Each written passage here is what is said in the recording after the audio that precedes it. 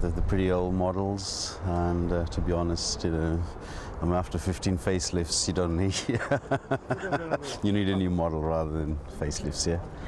For now, it seems many Midlands customers are still prepared to back Crowther, but no one knows if or when that might change. Sandy Barton in Lichfield for Central News. West Midlands Police have arrested a man on suspicion of using eBay to supply thousands of pounds worth of stolen stationery. Officers searched the 34-year-old man's house on Reynolds Road in Handsworth early this morning. They seized over 1,000 printer ink cartridges and boxes of computer equipment thought to have been sold on the internet auction website. Yeah, there's 2 or 3 sheds out the back, and in addition to the property that we're recovering from the house, we'll also be looking at the internet trading account of this individual and looking back at property which we're certainly aware there's a lot of laptops and the ilk that are regularly stolen within the West Midlands that have been traded through this internet site, and we'll be seeking to recover those goods. Now back to our special series called Under Pressure. Today we visit a man from Bewdley who refused to be overwhelmed by the annual flooding of the River Severn. He used ingenuity to triumph over adversity.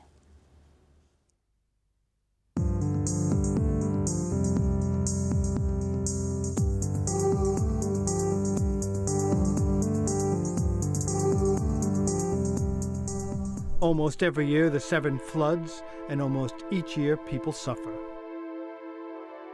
One was David Griffiths, whose home in Bewdley always came out badly. He didn't fight it though, he learned how to live with it by putting his furniture on self-made trestles so that everything could be stored above the high water mark.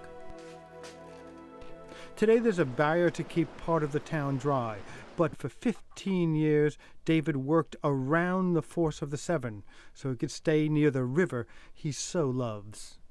I got the idea from a children's programme years ago called Stingray, and one of the characters in there, a lot of his furniture moved about the place, and it was just something that stuck in my mind, and I thought, I wonder if I could do that downstairs. Obviously not mechanically and electrically operated, but on a similar sort of theme. And so I can raise a trestle table all the way around the bottom of the property on which all the furniture can be lifted. I love this area. I like this part of England very, very much. I've always had a bit of affinity with the river, and I said many years ago that I could walk that riverbank with my dog on the left-hand side of me and kingfishers on the right. And there aren't many people who've got that wonderful outlook. You know, I've only got to walk out the back door and it's there. The worst flood was in 2000. There was 4'6" of water in the house. Wasn't the depth of the water that was the problem, because as I've said, we've had water in the house before, but it's usually gone away within 24 hours. 2000 it was here for a week.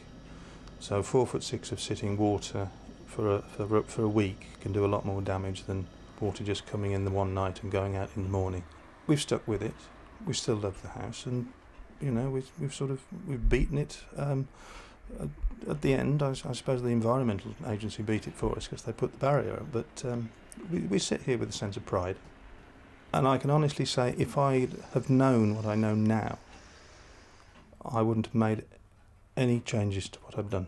I would have still have bought the house, and I would have still stopped. If somebody said to me, in 2005 you'll have gone through 14 floods, I'd have still bought the house, because it's been an experience.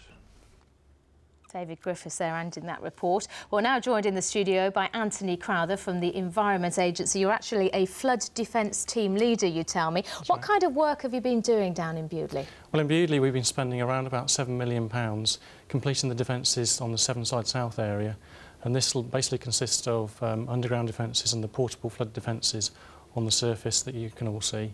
We've got some pictures of the construction that's been happening recently that you're describing to us there. It defends around about 175 properties, and it's really going to improve the quality of life for the residents there. For the first time, though, it should be able to get flood insurance, which means if you can get insurance, you can now get property mortgages and that sort of thing. The actual defences now are going to regenerate the whole quayside area, which is great news for Bewdley. Now, you say that it has helped locals get insurance, but I know that some people have said that you've ruined Bewdley by putting in all these defences. What would you say to that?